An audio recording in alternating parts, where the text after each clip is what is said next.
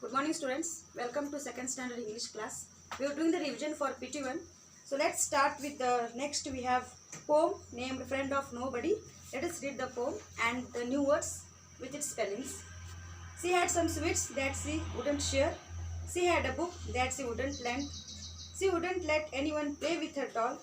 She is nobody's friend. So here students, in the first stanza, the poet has described a girl that the girl won't share or won't give anything to her friends. Or here in the second paragraph, the poet has described about a boy who didn't give anything to anyone.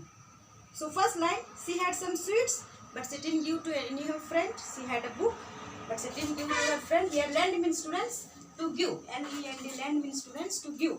You have to write these new words and hide the spellings. She wouldn't let anyone play with her doll. The girl had a doll but she did not give anyone to play with her. And as a result, we say that the girl is nobody's friend. It means she doesn't have any friend. Second stanza, he had some toffee and ate every bit.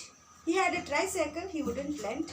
He never let anyone play with his train. He is nobody's friend. In second stanza, he means boy. Here the poet says that a boy had some toffee, but every bit of the toffee has been eaten by him. He won't give to anybody, to his friend. He had a tricycle, but he will not give his friend to play with it. And he had a train to play, a toy train, but he will not give his friend to play the train that. So at last we say that the boy is nobody's friend. So students, if you share your things with your friends, then you will be everybody's friend. But if you don't share anything, then at result we will say that you are friend of nobody. So it's best thing that we share our things and enjoy with our friends. So one more girl or a boy, here poet has told that, but I will share all my sweets with you. My ball and my books and my games I will lend.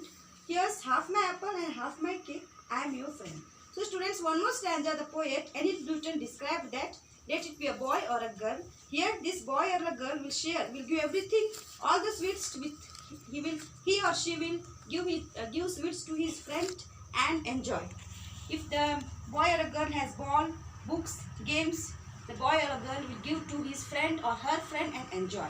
If the boy or a girl is eating an apple or a cake, he will share with his friends and enjoy playing. So here the last boy or a girl, in the last stanza we can see that that girl or a boy is everybody's friend.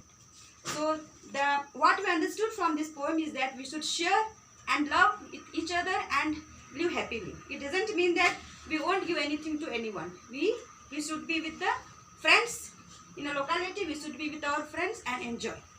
The main thing, motto is there is the students, we should share. We should share our things. We should share means lend and share. It comes the same meaning. Lend means to give and even share means to give your things and enjoy. So students, today what you do? Read all these new words, write the spellings, read the poem and understand it. Thank you.